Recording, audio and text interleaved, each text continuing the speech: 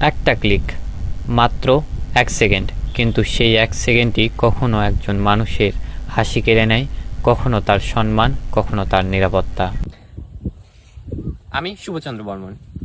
আজ আমি কোনো বক্তৃতা দিতে আসিনি, আমি এসেছি আপনাদের সঙ্গে একটি প্রতিশ্রুতি দিতে। আমার প্রতিশ্রুতি হলো, আমি কখনো এমন কোনো পোস্ট, ছবি, ভিডিও কিংবা তথ্য শেয়ার করব না যার দ্বারা একজন মানুষকে বিভ্রান্তির মুখে পড়তে হয় কিংবা তার ক্ষতির দিকে পড়তে হয়।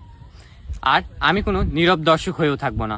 যেখানেই সাইবার বুলিং দেখব সেখানে একজন ব্যক্তির পাশে থাকব, যেখানেই অন্যায় দেখব সেখানেই কথা বলবো, যেখানেই ভুল তথ্য দেখব সেখানেই সত্য যাচাই করব।